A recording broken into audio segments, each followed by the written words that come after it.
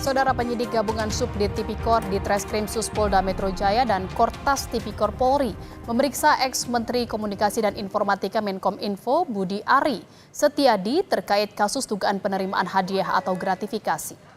Kabid Humas Polda Metro Jaya Kombes Ade Ari menyebut Budi Ari diperiksa sebagai saksi di lantai 6 gedung Bareskrim Polri pada 19 Desember kemarin.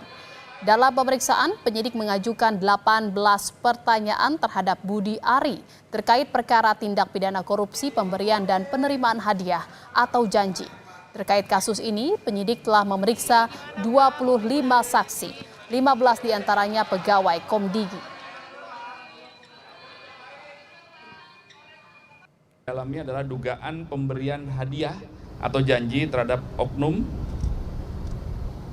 di Kementerian Kominfo periode 2022-2024. Hari Kamis kemarin, tanggal 9 Desember, tim penyidik gabungan telah melakukan pemeriksaan terhadap saudara BAS ya, selaku Menteri Kominfo periode 2023-2024.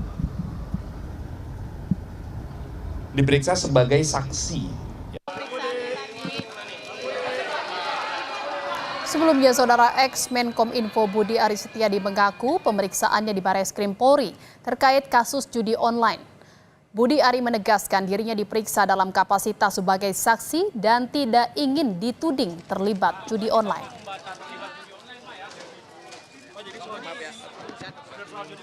Penyidik yang berwenang. Ya, udah. Tapi Pak, sebagai saksi apa pemeriksaannya?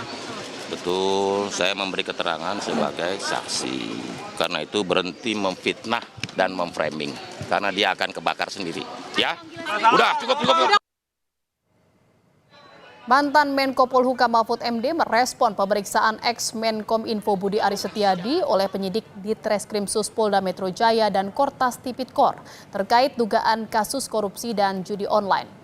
Mahfud mengatakan pemeriksaan Budi Ari merupakan langkah bagus dan sebuah kemajuan sebagai bagian proses hukum yang teliti. Menurut Mahfud, Budi Ari bertanggung jawab dalam perekrutan pegawai Komdigi yang terlibat dalam kasus judi online.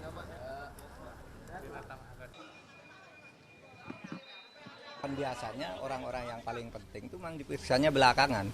Saya sendiri kan sejak awal memang intinya ada di situ. Bagaimana seorang bisa korupsi di situ, tidak diseleksi, lalu diberi jabatan, ditanya ijazahnya tidak jelas, keahliannya tidak jelas, hanya katanya mengaku bisa menangani IT lalu diangkat dalam jabatan penting dan di sana ternyata membuat situs untuk judi online sendiri, dikelola sendiri, lalu ada kantornya sendiri di luar dan macam-macam, itu kan yang terberitakan.